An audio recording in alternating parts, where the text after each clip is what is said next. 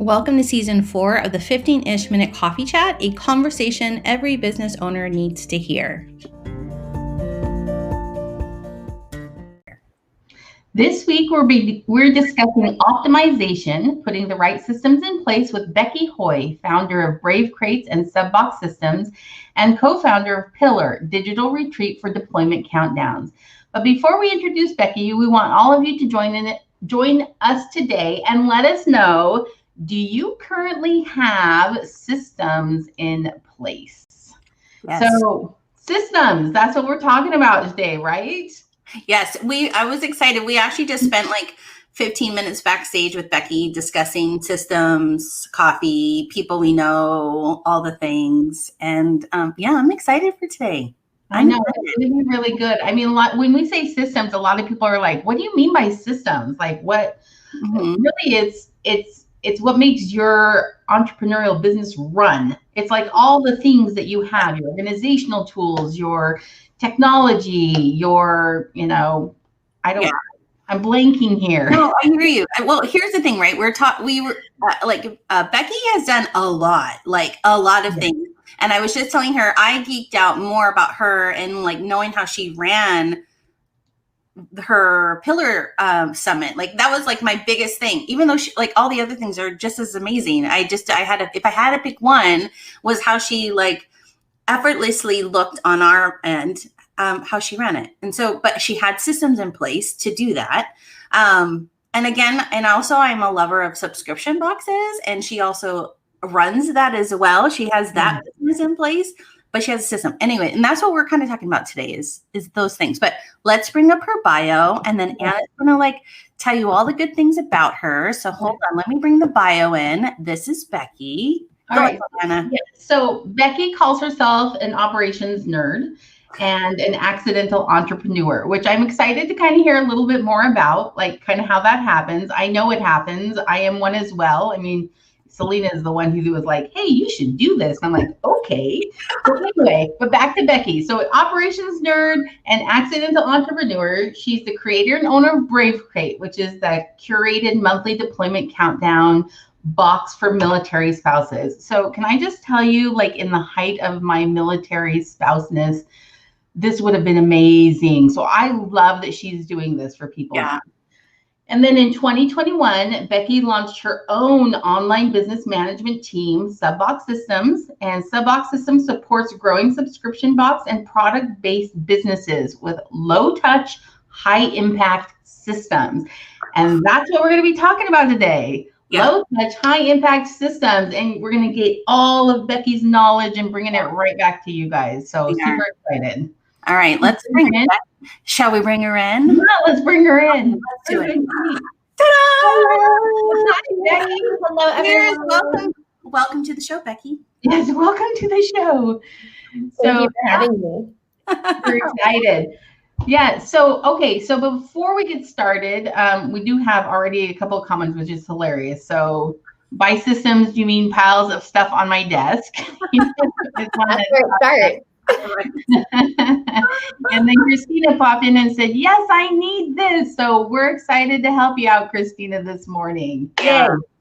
We need Becky in our life today, right? Everybody, like a perfect way to start Monday. So exactly. And while you're watching, if you didn't hear, pop into the comments. Do you have systems in place right now? Yeah. Do you feel good about your systems in place? Give us some feedback so we can throw your comments up and things. Yes. Okay, before we get started, we always love to do our coffee chat selfie with our guests so we don't forget, because we get really excited. Yeah, zhuzh up the hair. Becky looks so good. I'm like, oh my gosh.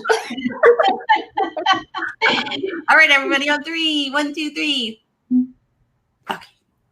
Everybody's like, so do you take a picture? And we're like, no, we just screenshot it later after. Like, that's techie stuff, right? So yeah, it's not even exactly. Not even really an image. All right. Okay, we're going to be moving Becky's face up here because what we love to do is we had our guest Lauren Bruhn on, who is a mental health specialist, and we felt it's important to kind of like talk about mental health, especially in business, because we know that's a big part of being successful, right? Is having a good clean, whatever. I don't know. This is why I told Becky, Anna is the wordsmith and I'm the blah. I think it's just Monday today. I'm like, and you know, all that stuff. Like, find the verbal words. So we're just going to let Becky talk a lot. Yes. Yes. Okay. So I'm going to pop up our question and Anna is going to ask. Hold on. Let me move this like this. There we go. All right. Go ahead, Anna. Yeah. Okay, so let me take that ticker down so everybody can see what we're asking you. So Becky, how are your values reflected in your business and career? I love this question. This is such an important question, especially when we're thinking about the back end operations of our business, because really, let me take a quick step back before I answer this question. When I say the word operations and systems, I mean the backside of your business. So we're talking about all of the things that allow you to create and deliver your product, whatever your product is, if that's coaching, if that's a course, if that's a physical product, some sort of service, that's what we're talking about. So when we are setting up our businesses on the back end, I think it's so important that we're thinking about our values and using it as a decision-making tool. And I would say in my own business and my own professional career, one of the things that I highly value is connection. And so I mean that in terms of connection with the people I'm working with and serving, but also connection with my inner circle, the folks who are the closest to me, my family, my friends. And so it kind of plays itself out in two ways. And both of them have to do with my systems and my operations. On the service side, so in terms of how I serve my clients, I am always going to go the extra mile to connect with them, and I build that into my process. And so I never just bring on a client. There's always a process of getting to know them in the beginning, making sure we're a really great fit for each other, and making sure that once they have joined the, Subbox Systems family, that we know exactly how we're working together, exactly how we're communicating. And so I try to set that out from the jump, that we're connected, right? And that's built into my process. Selena, we were talking before about automated emails, right? And so as we're setting up email automations, I want to make sure that that connection factor is there and that I'm actually connecting with the folks I'm talking to. Now, on the family side of that, the value of connecting with my family and closest friends, that means that I have structured my business and my career in a way that makes space for the people I care about. And I can't say this enough. The reason I do what I do is because of date night. Because my husband and I, the first year of our marriage, made a commitment to date night. And we said, it doesn't matter what it looks like. It doesn't matter if it looks like sitting and studying together or sitting and, watching a movie. We are going to have date night every week and find a way to connect. And so I have structured my business systems in a way that allows me that space for him and also for, friends and other colleagues I want to connect with. And so that means I have really strong boundaries in place in terms of communication. And I help my clients, I help those that I serve by not reaching out to them after hours, because I want them to have that same space and margin in their own lives too. So I would say connection is the biggest one for me. I know that was really long-winded answer. That will get better, but it was absolutely the biggest. No, yeah, that was perfect actually, because so one of the things that I loved that you said is that you've thought about your process from the moment you have a first conversation or hear about a lead, or that initial jumping off start with a potential new client, that you've thought through how communication and this connection that you want to build with them, what you want it to look like. I think that's huge. I think so many of us miss that. We think, oh, well, when it comes in, I'll worry about it. But you've developed something that allows a person to know exactly what your expectations are, and they're able to feel comfortable in your space. And if they don't feel comfortable, then they're not going to work with you. Yeah. And it's a win for both of you. I love that. Absolutely. Yeah. And I think that one of the issues we often find is that we are setting up our business operations, whether that means our day-to-day tasks, our annual task process. John here in the comments mentioned the idea of time blocking. I think that's a great strategy for setting up your weekly systems and your weekly scheduling. But too often we take like a reactionary response to that, where we say, what's the fire in my business? Let me create some sort of process to put out the fire. What we really want to do is ask the question, what are the values that I have for my business and for myself? And how do I reflect those through the way I'm running my business on the back end? And so, if every single decision you're making, if every single process you're setting up in your business is only designed to maximize profit, and that is the only consideration you've made, then you're missing out on the opportunity to reflect a lot of your other values. Because my guess is everyone watching, and I know for a fact, Anna and Selena, that for most of us, we are profit, while it's at very high up on our list, we want to make money. That's why we're in business. Right. It's not the only reason we're in business. And there are other things that make us up as a person. And we want to reflect those too. So good. I'm the two things that I'm like, wow, Becky is like my person too, is connection and how when you are connecting with your client, you're knowing that it's a good fit, but so then you're not like constantly battling with a client just because you know what I mean? And so that mentally is really, I resonate with that, because I all of my clients, I like have a really solid client relationship with, and it's, they would be the kind of people that I would hang out with if they weren't my clients as well. Like I would be in their space. And the second thing that I loved is that, and I need to practice this, and Anna is so good at it, is how it's allowed the values of your personal life to kind of also be into the, like having the date nights with your husband and making sure that's important, and it's an important part. But how you also can utilize that and saying, okay, I can do my date night, but I can incorporate that into my business. So, you're still being with the two things that you love, right? Which is your husband and I don't know. I loved it. Yeah. Yeah.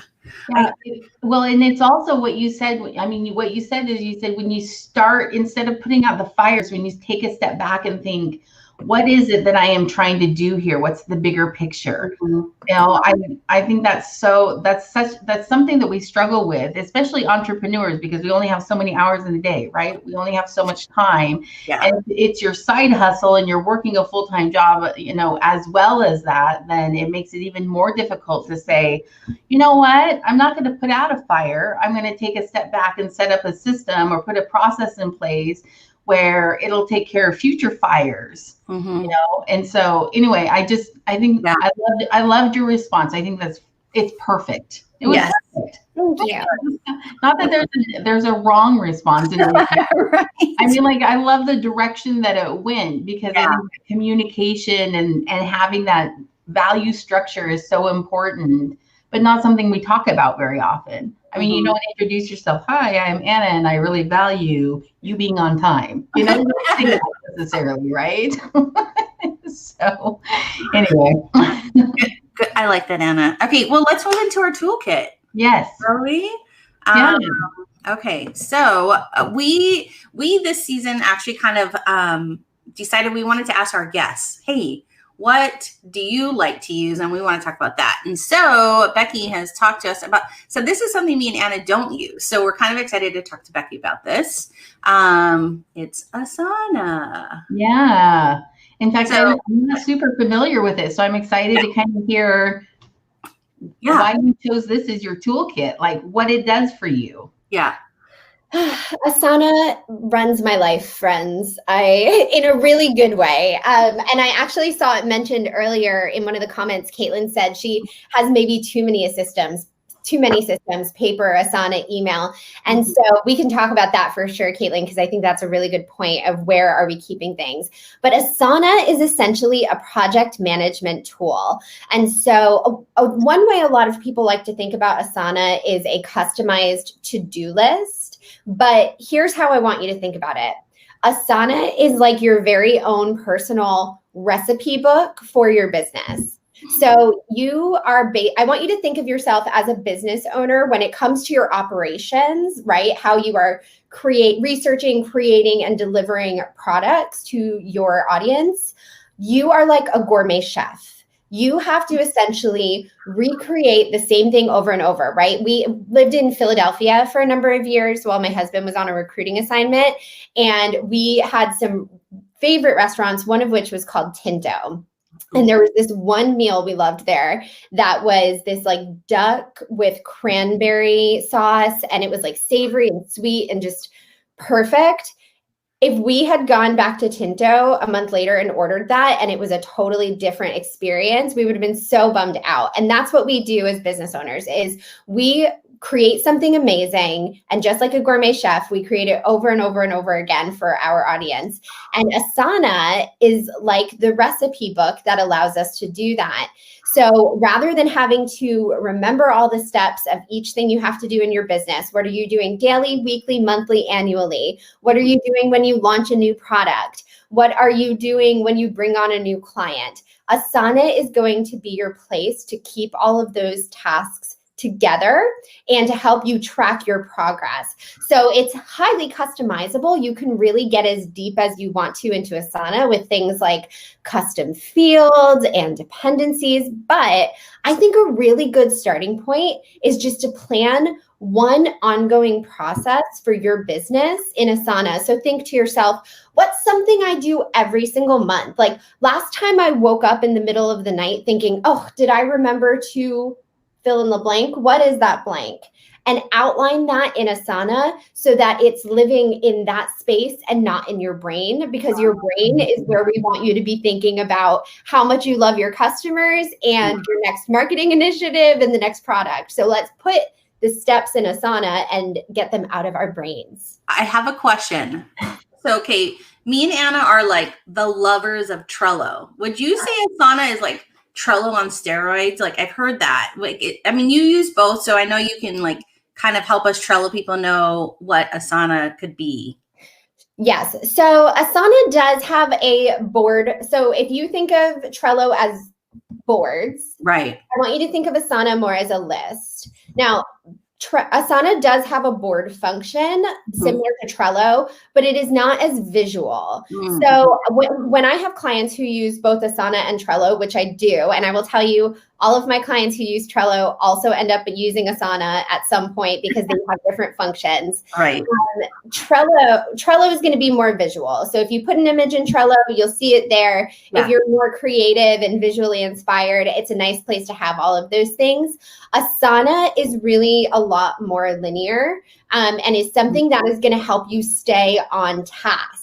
And so one of the things I love about Asana is it gives you a daily to-do list and it gives you a monthly to-do list where you can move all of your events and reschedule yourself and get organized. And so the project management functionality, the operations functionality of Asana is a lot deeper than Trello. Now, with that said, I'm not saying dump Trello. I think Christina here says she really enjoys Trello. And I think you have to use what works for you. So if Trello is working for your business, that's great. I find that if you're setting up standard operating procedures and workflows, Asana is going to be likely the place where you'll enjoy doing that a little bit more. And Trello will be more of a place for brainstorming and idea dumps and things like that. So I really consider them two different things. Yeah. Okay. Yeah. So I think that Asana allows you to do that automation that Trello does not necessarily allow you to do by itself. Now you can pair like a Trello with like Zapier, which we were talking about earlier, right? But it sounds like with Asana, you can create all of that into one place without having to use additional systems or or applications, I guess is the word. Right, exactly. And so Asana does have a lot in the way of getting a little bit more minute into your different tasks and collaboration on tasks. And so it really is a lot more of a linear view, which is helpful for things like recurring tasks. So one of the things you can do in Asana without any kind of like, I know in Trello, you can have power ups. But one of the things you can do in Asana is create a recurring task or create a dependent task, or create a project template where every single month you just go in and say, create my email management project. Here's the date I want to start. And it's going to fill in all of those dates for you. It's going to assign automatically to the folks on your team. So do you see that face? That face I got excited. Now, I'm not saying if you are a Trello fanatic, and I try to never say Asana is better than Trello, because I really do believe they're two different tools. Got it. Trello, I would not personally use for team management. Or project management. I would use Trello for visual idea storage, for mood boarding and vision boarding and all of that. Asana is what I use though in terms of project management and task management. No, I have a lot of people, and actually one of my other clients, he's so funny. And our team, he did try to incorporate Asana, and I think you just have to have everybody on the team on board so that it makes it worth it. And it does. I don't know. I'm not, Anna, don't worry. I'm not saying that I'm going to bring this into our life next week. Yeah, I have to be honest. Like, my systems that are put into place are because Selena's like, guess what we're using this week? Right. Well, and I do think if you're thinking about checking out Asana for yourself and your team, start with it as a leader. And then if you have a larger team, get your key stakeholders on board first. And so you should be using this for a couple of weeks before you expand it to your team. And I'll tell you, one of the things I love about Asana is that I manage my whole life in it at this point, including tasks with my husband. So we use Asana for deployments, where we actually schedule out different things that he would have done while he's home. And then we have all the details in there. So I get a reminder in Asana on, the third Friday of March that tells me, go get the oil changed. Oh, by the way, here's an attachment that shows you where to go, how much it should cost. You can kind of get a little deeper in there. Anna's body language just went closer to you as you talked about that. I love this, how to honey-do list in Asana. Because what we're doing currently is not working. Right. Well, the best is now my husband will say, I'll say, hey, babe, can you clean out this part of the garage? And he'll say, is it in Asana? I love that. Okay, yes. You guys, I just want to make sure I'm putting this in the comments, and I'm going to bring this up. But Becky actually created a really awesome resource that you can go to her website, and I'm popping it up right here. You can see it in mine or Anna's Facebook, but this is her link right here. And you're going to go and grab it. It's free. And I actually did. I downloaded it last night, and I was like, oh, it is well put together. And it is literally I don't mean this in it's the dummies for Asana. She makes it so easy for you to feel comfortable about maybe integrating it. So it's a great resource. So grab it. It's here. It's in the links. So we'll make sure to blast it out this whole week. But yes, so well done. I was pouring over into it last night, Becky, and I was like, oh, okay. Why would you not do it? Yeah. Thank you. Yeah. And I'll mention that resource, the Asana Quick Start, was created specifically for subscription box owners as the folks who it was going to, but it's usable for any business. And so what it's going to do is actually walk you through setting up your Asana account correctly the first time, so you don't have to adjust things later. It's going to walk you through creating your first project. And so the project we're walking through in this guide is for product fulfillment. So getting your product together and shipping it out, but you can adjust it to fit whatever project you want to implement first. So maybe it's your monthly social media scheduling system, or maybe it's your monthly financial reporting, whatever it is, you can set it up in Asana. And one of the things I love is there is a hack, one of my favorite hacks in this guide, for creating ongoing project templates without having to pay for premium membership at Asana. So if you want to save some cash, I'll show you how to do that too. That's what Anna likes to hear. Saving money. I do. All of these systems, sometimes they just rack up in terms of cost. But, so you really have to really be thoughtful about what you're doing, Yeah. and how they're going to work together. So I love that you have this quick start. I think it will help people understand better the process. And I didn't check before if they have like a free trial or they allow you a certain amount of time to test it out, but I'm sure that there is, because they all do. So there's actually a totally free plan. You can use Asana for free forever. And there are some features you won't be able to access that I think are really nice for growing businesses. And as you get deeper into Asana, you will probably want them. But if you're happy with the free level of Asana, and there are hacks for working within it, like I share in the guide, you can use Asana for free forever.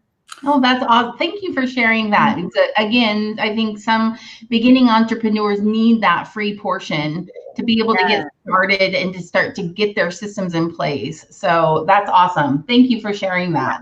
And again, I'm just saying this is that is what about Becky's resource that I loved, was that it wasn't just specific just to there were steps that she provided that could be anything. So don't allow the subscription box verbiage to steer you away from her resource, because good stuff. Stuff. All right. Okay. Yeah. So we're gonna jump in. We're gonna jump into our one big question. Not that we haven't been totally talking about systems this whole time, but we're gonna jump into our one big question. Before we do, I loved something you said earlier, so I'm just gonna pop it up here because I wrote it down. Think of yourself as a gourmet chef when you're creating systems. Create something amazing over and over again for your clients. I loved that. That visual in my head when you were talking about this amazing dinner. I was thinking, I can relate with that in terms of wanting to deliver this gourmet plate to my clients over and over again. I don't ever want it to be that crappy cheese and cracker plate where there's a fly sitting on top, right? You don't want that. So anyway, so with that in mind, here's our big question for you today. How do you know you have the right systems in place and are being the most efficient you can be? Kind of a big question. It is a big question and an important question. And so I have 3 main areas that I like to start at when we are doing essentially a systems audit, when we're saying, are my systems working? And the answer is going to change for your business depending on all of the things, right? Depending on what year of business you're in, depending on, how your week is going. There are always adjustments. There's no such thing as a perfect operation. We are always moving and changing. But there are 3 things that you can ask yourself about when you're thinking about what you want to adjust and improve in your back-end business systems and how you're operating your business. So the things I really want to encourage you to look at are deadlines, decisions, and delight. And I'll break those down a little for you. And as I'd love to hear from everyone who's tuning in, which of these resonates most as like the area you would want to dive into if you were going to streamline and get better organized in your business systems. So deadlines. One of the key indicators that your systems are good is that you are not always hustling. You are not always behind deadline. You are not always overwhelmed. You are not waking up in the middle of the night wondering what you forgot to do. You are not absolutely drowning in work and having to skip dinner, skip date night, skip time with friends and family. So deadlines are a really good indicator of how your business operations are functioning. If you're really struggling in the area of deadlines, if you, like so many of us, are feeling overwhelmed consistently, if you are feeling like you're always just scrambling to get things done and just the to-do list is a million miles long, then there are a couple of business systems you want to look at. One is automations. So what can you automate and take yourself out of it? What can you rely on technology to take care of for you so you can stop doing it manually? The other is workflows, and that's where Asana comes in and can be really helpful. Is, do I have a clear step-by-step process for the things I'm doing in my business? And that also goes along with standard operating procedures, right? Do I know the exact steps for completing one task? And then finally, project management. If you have 1,000 projects going on at once and you don't know what the next step is in any of them, then that might be a good area to kind of dig in when you're thinking about your business operations. So deadlines is the first one. So if you raise your hand and you're like, that's me, I need you to know you're not alone. We've all been there. And this can fluctuate, right? So there are busy seasons. Yeah. I am not opposed to hustle. I know that a lot of folks right now are on the camp of like, don't hustle, right? But I think hustle is natural and normal for business owners and something that is kind of innate and we can't always squash. So what I mean by this like deadline segment is not, are you working hard or are you in a busy season? I mean, are you consistently in your business behind schedule or feeling like you're behind schedule or feeling like you've got to work incredibly hard to make just basic day-to-day things happen? So that's deadlines. Yeah, sorry, go ahead. No, you know what, just how you just said it, like by giving the deadline, but it gives you this measurable baseline, right? To say, like you just said, like, when you get to the deadline, are you so behind? I love that. Okay, sorry, continue. Yeah, that's okay. Stop me at any time because the guys, I'll talk about this forever. And I promised that I wasn't going to talk about it. I'm so bad at it. So deadlines is number one. So if your systems are on point, deadlines are not a problem for you. You are not constantly overwhelmed, constantly hustling. If your systems are on point, if your systems are running correctly and set up well, then decisions are not a problem for you. And so when I mean that, I mean that you know what decisions are in front of you right now, what decisions need to be made in your business, and you have all the data you need to make those decisions. And so I'm not negating the power of gut instinct or the power of mindset, but I think that the thing that drives both of those should be data. And so if you are making decisions only ever from your gut, if you're only ever making decisions based on a feeling, or if you don't even know what decisions need to be made, if you're like at the point in your business where you're saying, something's not right, something's not working, something's got to change, I don't know what it is, then this decision-making area is probably one that is lacking in systems and process and operations. And so when we think about the things that drive this, we're thinking about data. So do you have a good system for tracking the data in your business? Like actual data, like how many people are visiting your website? What percentage of them buy from you? What's your average customer lifetime value? All of these things. Dashboards. Do you have a clear visual place to see all of that data in your business? And then, of course, financial planning. And so all of those things go into the decision-making segment of our business operations. And so if you are feeling overwhelmed by decisions, like you don't know how to make them without just kind of giving it the wind test and, making your best educated guess, or if you don't even know what decisions are ahead of you, you don't have a plan for decision making, then that's probably an area that could use a little love when it comes to your business systems. That is so good. Like, that's not even something I had thought about in terms of like, one of the ways to know that you have a good system in place is, do I have the data to back up the things I'm doing? The directions I'm going, the decisions I'm making, do I have that data? For me, the answer is probably no, at least not in a way where I would feel really good being like, hey, I have something I could hand over to an investor potentially. Yeah. So this one really resonates with me in terms of like stopping and stepping back and going, a lot of times I like to do the creative output, and I don't like have to think about that back end, data-driven foundation blocks of building my business. So this was a good reminder. Thank you. That was great. Deadline and decisions. Okay. Your third one. Sorry. Let's go. I really like this. I know. And I do want to say to Anna and to everyone else who's tuning in with us and listening, you're not alone in feeling a little bit disconnected from your data within your business. And the reality is a lot of entrepreneurs, a lot of business owners are visionaries and they're creative. And this isn't something that occurs even to most of us to think about. And so I would say starting small is key here. Right? I don't want anyone to leave this and feel like, oh my gosh, my business systems are a mess. We got to start from, scrap the whole thing and start over. That's not it. The question is, and I just posted about this yesterday on my Instagram, actually.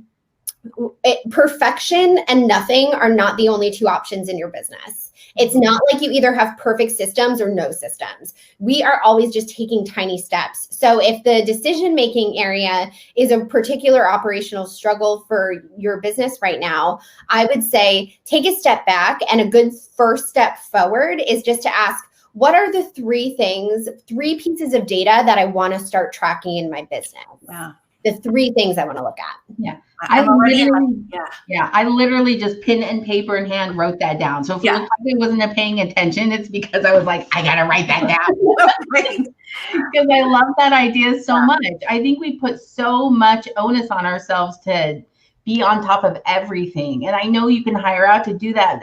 But again, I feel for these budding entrepreneurs that don't have the funds to hire out everything and have to be on top of it. Mm-hmm. So I love that idea that it's not perfection or nothing at all, that those baby steps in between, we're all going to be in one of those areas, and that's okay. Yes. Yeah. Whew. Okay. There, Becky. Anna. Okay, so last one, because I know I'm probably keeping everyone longer than we planned, but we're excited. We love it. The very last area, and probably the most important, is delight. So we talked about deadlines and decisions, but there's also delight. And that is really critical, because you did not build a business or start and launch a business so that you can be miserable. And so the question we want to know when we're thinking about delight within our business operations is this: am I enjoying working in my business within my zone of genius? Am I primarily doing work that brings me joy? And is that work translating to the joy my audience or customers are experiencing? And so if you are in your business and doing all of the things, then this might mean that we need to look at staffing or organizational strategy or outsourcing. It might mean you need some systems in place to get some of that off your plate. Now, if you're delighted, right? Let's say you're running your business and you're delighted, you're loving how things are going, but your customers aren't super delighted, then maybe we need a little bit of strategy when it comes to product research and product delivery and customer service, and getting some systems in place for those areas. And so we want you to be happy. We want your customers to be happy. If anyone on either side of that equation are not feeling delight, then it's time to step back and say, okay, what's not working operationally? What process do we need to improve here? So Anna and I just incorporated, she has a mentor, and I love the new thing, but I almost feel like now we need to add a decision data delight category for when we are doing our projects, because it will I love that is good stuff. I know I'm sounding like a record, but just it is good stuff.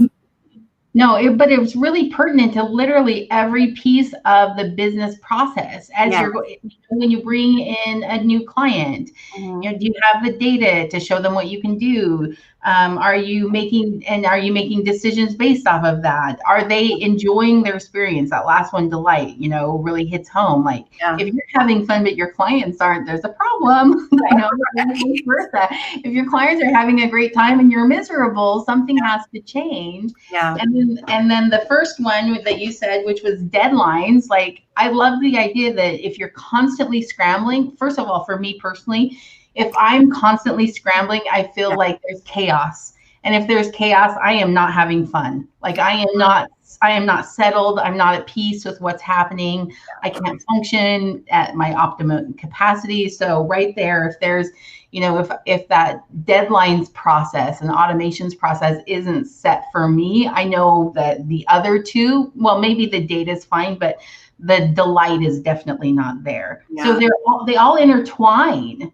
And yes, like literally every step of the way, going through those three things, I think could really help people determine, well, if they have the right system in place and if they're being efficient with it. I mean, which is the exact question we asked you. So brilliant answer. Well, and I want to say this too. And, Anna, I think you have a really good point about the fact that these are all interconnected. Mm-hmm. And so when we hear something like this and we hear, okay, am I struggling in my deadlines, decisions, or delight areas? The answer might be yes, yes, and yes, because they're all interconnected. So I would say, try not to get overwhelmed by this. Again, you're not, the goal here is not start from scratch and rebuild the wheel. I would like for everyone listening, as a next step to just step back and say, okay, which of these resonates the most? Am I most struggling when it comes to deadlines? Am I most struggling when it comes to decisions? Or am I most struggling when it comes to delight? And then let's start there. What's one small thing you can do this month to improve how your business is functioning when it comes to those areas? No, I love that you broke it down in a way that you can, you can compartmentalize for yourself, right? Like, hey, and then you can measure each area. And so that you can tackle what is lacking. Like you said, I mean, you just gave each component a measurable factor. And I absolutely love it. Because I think when you're a solopreneur, you're just like an octopus, right? You're just and sometimes you need that system to kind of zone you back in. And this is fantastic. Seriously. Yeah. So I'm going to put right now at the bottom in that ticker zone exactly what Becky just said. Mm-hmm. What's one small thing you can do this month to help your business run more smoothly? If for whoever's watching right now, I'd be really curious, what did this inspire for you? In terms of looking at your systems, because I know there's always something in the back of our head. For me right now is workflows. I want to set up some workflows to free up some of my time that I spend, because I do like to, excuse me. And when we were talking backstage, we were talking about how Selena loves to do this Zap to create these automated emails. And I'm like, I can create that email in 3 minutes, girl. Why are we spending 4 hours trying to figure out this automation process? But really in the long run, the automation is going to save us time. In the moment, it might not, but in the long run, it's going to. So I feel you in that. And sometimes I have to be reminded of why I'm doing this. This is the long-term vision, not the short-term necessarily, So anyway, yes. What one thing you can do this month? I'm going to make that. That's going to be one of my social media posts this week. Yeah. I'm going to go do a DDD post that says, hey, yes, I'm talking about this for me. And I'm going to see, you know what I mean? And I can't wait to see it. And this is why I think we love having guests on that run their own business, and we get to sit together and kind of learn from each other. And definitely that is what has happened with you today, Becky, is absolutely. You can implement this in any business, really. Yes. I think people need to hire Becky to come into their business and just talk about systems, with staff, because I think this could be a thing, Becky, because that I literally am thinking of every client, this could be good for them too. Anyway. No, I think you guys, if you think about it, it's because we're not experts in everything, right? So when you're trying to start your own business, lots of times you forget. I forgot I need to be tracking that, or I need to know that, or I need to have something in place just in case this happens. I mean, and so then the fire comes, and now you're putting out the fire going, oh, why didn't I think about that before? Yeah. And then you're not delighted in everything that you're doing. So zero delight there. Yeah. And I will say, and Selena, you mentioned it, there are phenomenal integrators and online business managers, operations professionals like myself who can come into your business and do this with you, whether that looks like, some of the free resources that I have available over at beckyhoy.com, or even if you're hiring someone, you don't have to do this alone. There's support at every level. So if you're just starting out and having paid operations support is not something that's fit for your financial plan, then at least take the step of getting connected with folks who are thinking in this area so that you can build some of those foundations in on the front side. And don't be shy. Like DM me and say, hey, I'm struggling with XYZ. And I'd love to chat with you about what you're doing operationally and hear from you, where's your struggle, deadlines, decisions, or delight? Like what stood out to you in this too? And I think what I love when people give like a little kind of a free resource, it really just gives a little insight to like, if I actually hire this person or if I like pay for their services, I kind of know what I'm going to be getting. You know what I mean? So I love that you provide one, and just having you on today, I'm like, man, I don't know if you guys have just, yeah. We might be having a discovery call soon, Becky. Well, and there's lots happening on the gram and Facebook too. So I would say, as much as you can be thinking in this area in your business, whether you've got someone on your team or you don't, this is something you can DIY yourself with a little bit of effort. And so the biggest thing is just don't ignore it, right? Yeah. It doesn't have to be perfect. It's not perfection or nothing. So don't choose nothing. Choose, something in the middle there. Yeah. Do not ignore it. Right? Yes, don't ignore it. Yeah, that's so good. Okay, we can talk to Becky all day long, but if we do, then this is going to be a very long show. We're going to move on. If you did not get the 3 golds that she just delivered on that espresso shot, deadlines, data, delight. Yes. Those are gold. But okay. Yeah. We're going to move in real quick to this new segment we brought on. It's Tip Jar. And actually, we just talked to Becky about this on the, in backstage about how like hiring and having. But we had Caitlin on. She's also my CPA. I love her, and I don't know what I would do without her.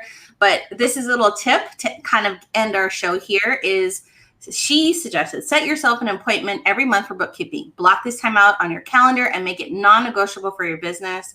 And I think that is super important. And I will tell you, this is not my delight, Becky, like at all. I don't. But such an important system to have into place, right? Is to manage your bookkeeping every month. Yes. This is the data that Becky was talking about too, is like, Caitlin captures the data for me and gives it to me in the way that I can just read a report and go, and I can make decisions on what I need to do for my business, or okay, I have extra funds. I can get this course so I can learn about this too. You know what I mean? This is what she allows us to do. And that gives me delight. Like, so the other part that I don't like to thank me delight, but this is our little tip. And I know Becky mentioned that this is her non-negotiable, is that she has her person that she loves, that she does. So would you agree with the absolutely. In my business, my bookkeeper, my accountant is one of my favorite people in my life because I don't enjoy putting those documents together. Yeah. And so having that is such a key piece of keeping that decision segment of my operations really fluid. Like I don't have to procrastinate putting these documents together. And so that is for me, the first person I brought onto my team, but also I love this very specific tip that Caitlin shared of having a non-negotiable time on your calendar to look at it, because it's not helpful if you are pulling the information or having someone else pull this information for you and not using it to make decisions.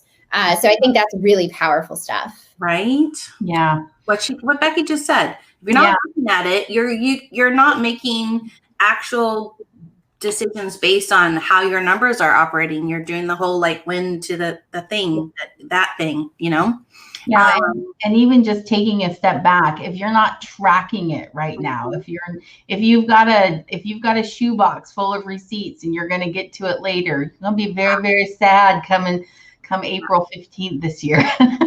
Right. Becky, tell everybody where they can find you, all the things.